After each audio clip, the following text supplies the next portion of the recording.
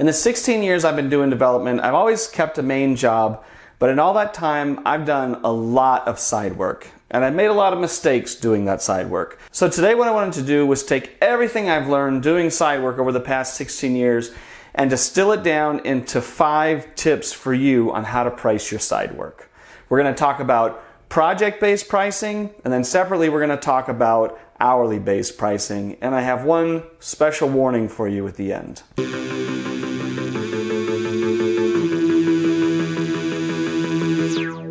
First, we're going to talk about project-based pricing.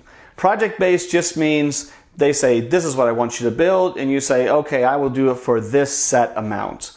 Now, the first tip for project-based pricing is, very obviously, it should be based on how long you think it should take to finish the project. But here's my tip for you. Take however long you think it's going to take to build. You say, okay, I need a login system, I need a tracking system, I need a customer support ticket. Whatever the requirements are, break down each one and determine how many hours of development you think it's going to take. Now, triple that number, and that's your project-based pricing. The reason you triple it is because how many times have you started into a section of the project and you just ran into something that would not work, and it took you hours to figure out why? Or how about you look into a new library to use and it takes you time to set up that library, time to set up that tool you haven't used. You've seen this before, but you've never implemented it yourself. Give yourself time to make those mistakes and to run into those problems. Step 2. Save reusable pieces of projects you've built in the past. A good example of this is the login and password reset plumbing. Every project you have, there's going to be these plumbing elements. And anything that you can take and reuse from one project to the next is going to save you time. Now, when you price your project, if you have a component that's already built, you still charge what it would take to build that component. One of the reasons you do project-based pricing is because you don't want to charge for your time, you want to charge for what you're producing. So if you can, let's say the first time you build something, you spent 10 hours getting the login system working. If you can take that boilerplate code and reuse it, you're still going to charge for that same amount, but you've now saved yourself 10 hours of work, and whether that goes into fixing a problem that you didn't see, that you didn't account for, or whether it goes to making you that much more efficient in making money. Tip number 3, always add extra time for unfamiliar domains. And here's what I mean by that. If this is a field that you've never worked in, guaranteed that field has specific ways that they do things and specific tools that they use for that. For instance, if you're going into healthcare, do you know what HL7 is? Do you know what HIPAA is? If you're going into ordering or say tracking, I had a project where somebody wanted to build something where they could send somebody out on an assignment, kind of like an Uber or that style, but they wanted to track that person. And I had never done real-time tracking before. So I had to allot extra time to build in these features that I'd never worked with before. You're always going to be quick on something you know, but on something you don't know, it's always going to take more time than you anticipate. Tip number 4, do not undersell yourself. Just because you've never done side work before doesn't mean you're worth somebody who's done side work before.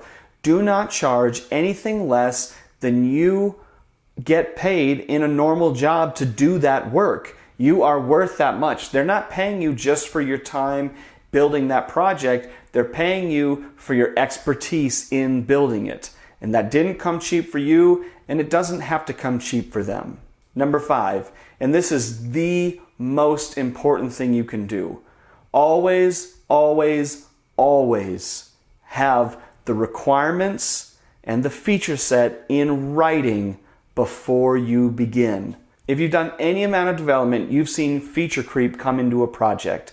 And a lot of times when you go into a project to do side work for somebody, they have not thought through this entire process. So one thing you should probably do is work through that process with them to make sure you fully understand it. And then you want to have each step and each piece that you're going to build in writing before you start. And if changes have to be made, they should not be made unless it is understood that it will increase the time as well as the cost to develop this project. Project-based pricing can be fantastic in making you money, but it can also be a great tool for sucking the life away from you hour by hour that you spend on something that you thought was going to be simple and has dragged on for months and months and months. Don't let that happen to you. Okay, let's talk about hourly based pricing.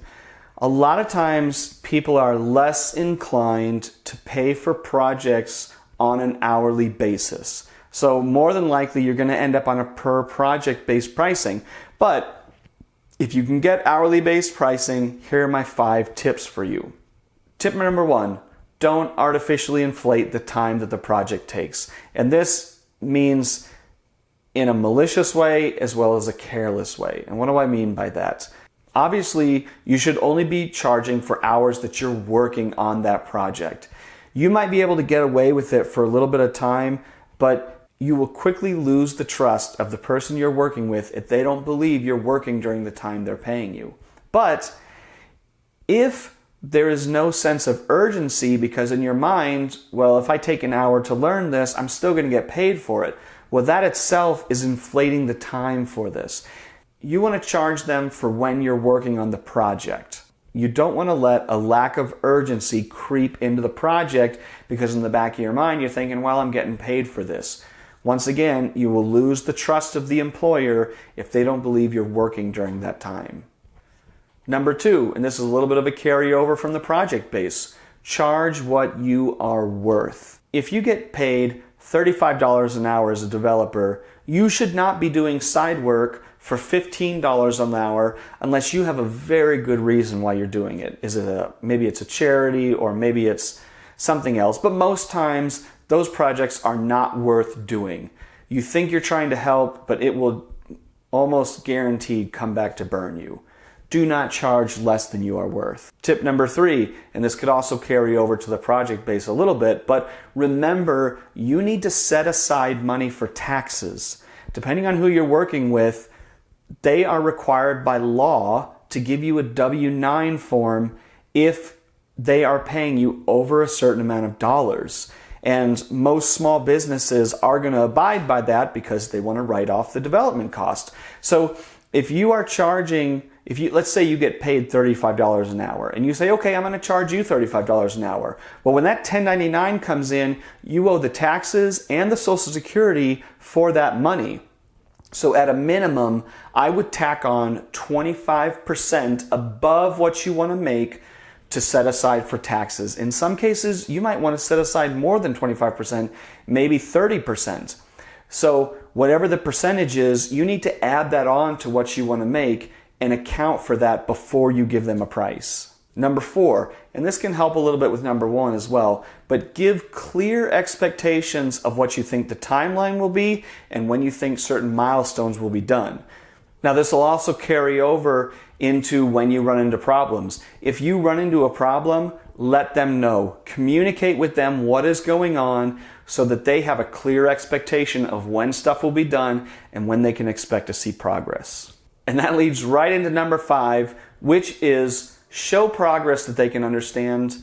There have been times where I would spend a whole day working on something, and it was a massive task on the back end, and they wanted to see progress on something. And I would say, look, this is what I did, this is what I spent my time doing.